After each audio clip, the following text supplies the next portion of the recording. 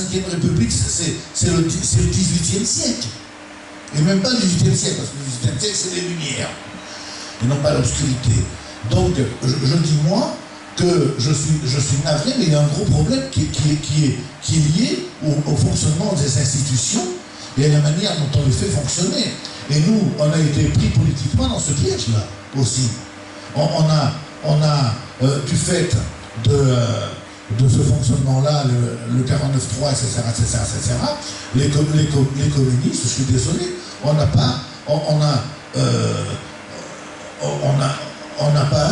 notamment quand on participait au gouvernement, etc., on a été aussi piégés. On a été piégés, plus ou moins piégés, liés stratégiquement par rapport à un certain nombre de questions.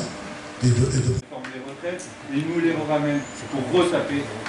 En un mandat, le gars il va réussir à nous taper 2 fois les retraites, nous assassiner les services publics, etc. Qu'est-ce qu'on amène comme projet de loi contre ça? Quelle force on a pour faire changer ça? Et on a une force de révolutionnaire. Et donc il faut revenir, arrêter. La réflexion c'est bien, mais ça n'emmène pas une révolution avec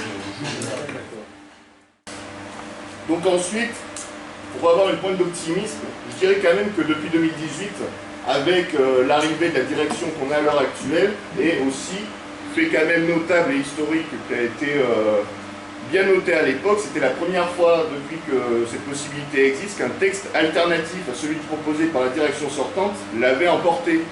Ce qu'il y avait dans le parti, je ne sais pas pour vous, enfin, en tout cas en Dordogne, ça avait suscité de l'espoir, de se dire que ça y est, ça allait changer, le parti avait compris qu'il fallait qu'on se remette en avant, qu'il ne fallait pas qu'on compte sur Mélenchon et d'autres pour nous permettre, entre guillemets, de prospérer, si je puis dire, que ce soit au plan électoral, au plan militant, etc., qu'il fallait qu'on redevienne un parti identifiable, unique d'une certaine manière, pas d'un point de vue dictatorial évidemment, mais singulier dans le paysage politique, comme beaucoup de camarades l'ont dit. Et évidemment, comme tu l'as dit, la question du socialisme, elle n'est pas taboue. Et j'ai envie de dire que ce mouvement vertueux qui, sur la question de la forme, est assez intéressant et est toujours en train de se mettre en place avec la question de refaire des cellules, etc., doit être poursuivi, encouragé, confirmé. Mais il faut finir le mouvement et il faudra qu'à notre prochain congrès, on arrive à se dire qu'il faut aussi se ressaisir au plan idéologique sur nos 2 jambes, à savoir l'anti-impérialisme qui inclut évidemment la question de la paix, et l'autre jambe, la question de la mise en place d'un socialisme démocratique aux couleurs de la France, comme le disait le parti jadis dans les années 70-80, et en utilisant aussi évidemment des choses qu'on utilise déjà, à savoir les travaux des Bocara sur la sécurité emploi-formation, qui à mon goût n'est pas suffisamment mis en avant, qui pourtant est très intéressant, notamment pour saisir les jeunes travailleurs, les jeunes en règle générale, ça peut être quelque chose de pas mal. Je vous ai déjà fait part, je n'ai pas été au bout, hein, vous le savez, mais vous avez déjà senti un peu tout ce qui bouillonnait en moi. Je voulais simplement, d'une manière concrète, terminer, parce que il va y avoir la conférence nationale et on a des camarades qui vont nous représenter, j'imagine, à cette conférence nationale.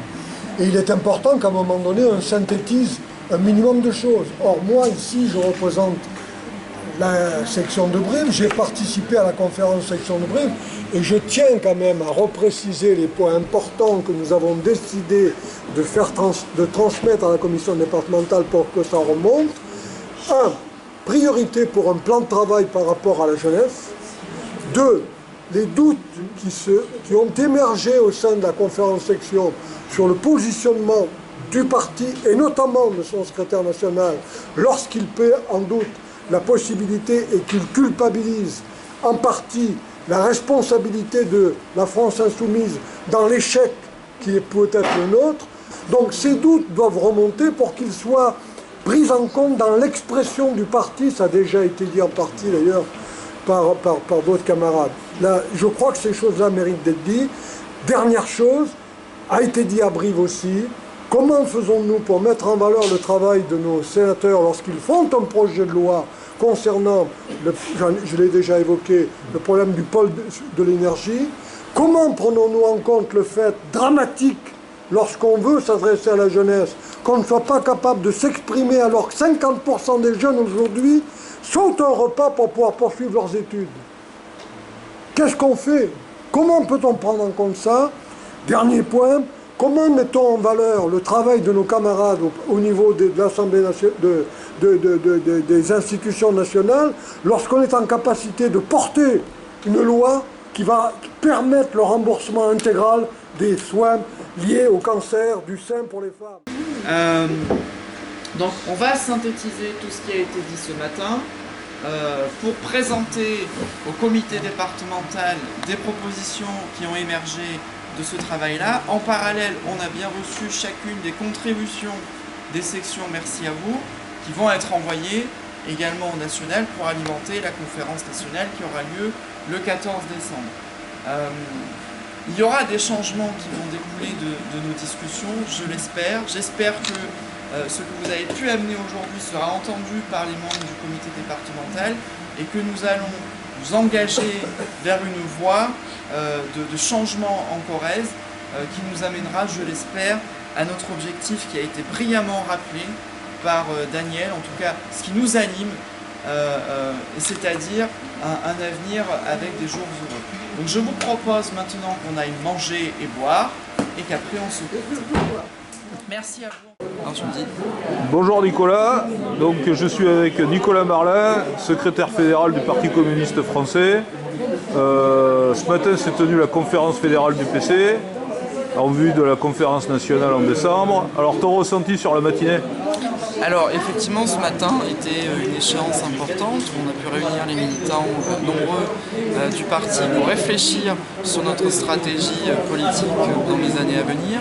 Nous étions nombreux, les échanges ont été riches et nous ont permis à la fois de poser un diagnostic, d'être clair et lucide sur notre situation, mais surtout amener un peu d'espoir dans les années à venir parce que le Parti communiste aura un rôle essentiel à jouer à mesure que l'on constate que le capitalisme prend de l'ampleur et amène les gens au bord du précipice. Et nous aurons ce rôle central à jouer et cette étape démocratique, d'ailleurs, correspond totalement à la philosophie du Parti communiste, de favoriser les débats, de faire de la démocratie, nous amènera certainement tout un tas d'éléments qui nous amèneront à tenir ces luttes pour l'avenir et pour demain.